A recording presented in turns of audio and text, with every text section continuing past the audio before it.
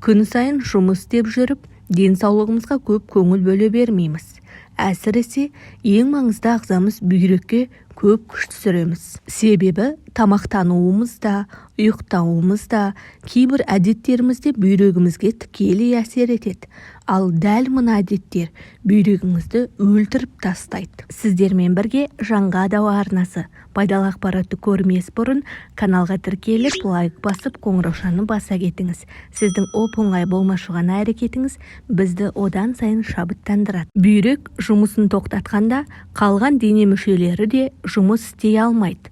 Сонымен қазіргі адамның қандай әдеттері дененің негізгі тазарту жүйесіне зиянды әсер етеді. Суды жеткіліксіз қабылдау.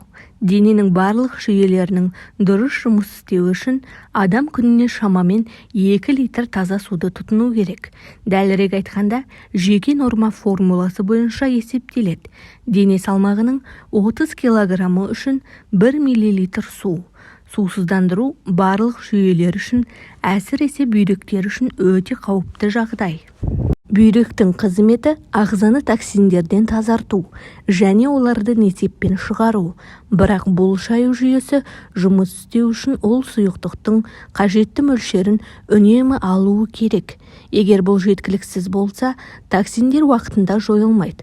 Бұл зәр шығару жолдарының инфекцияларының пайда болуына, бүйрек тастарының пайда болуына және тіпті бүйрек жеткіліксіздігіне әкеледі. Тұзға шамадан тыс құмарлық. Ағзаның зәр шығару жүйесі дұрыс жұмыс істеу үшін калий мен натрий балансын сақтау маңызды.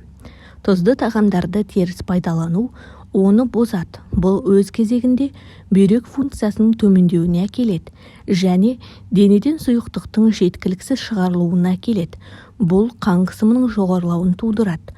Бұл өз кезегінде бүйрекке жүктемені арттырады және олардың ауруына келуі мүмкін. Кофеге деген шексіз махаббат. Кофе біздің заманымыздың ең танымал сусындарының бірі. Сусынның құрамындағы кофеин адамға жақсы формада және оның белсенділігінің шыңында қалуға көмектеседі.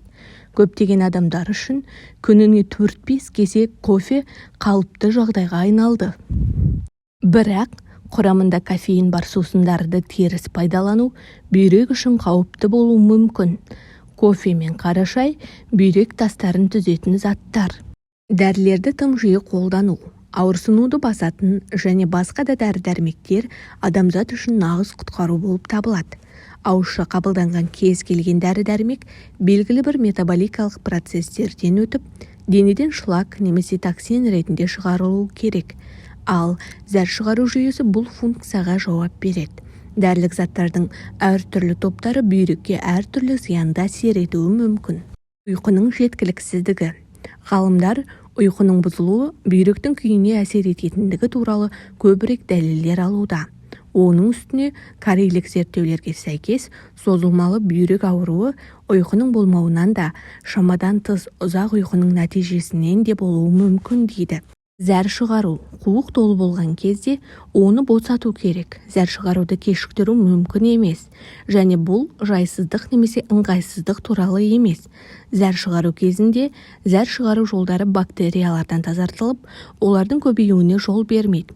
Әйтпесе, патогендік микроорганизмдер зәр шығару жолдары арқылы бүйрекке өтіп қабынуды тудыруы мүмкін. Құрметті көрермен, бүгінгі назарларыңызға ұсынған ақпарат пайдалы болса, жақындарыңызбен бөлісіп, каналға тіркелуді ұмытпаңыз.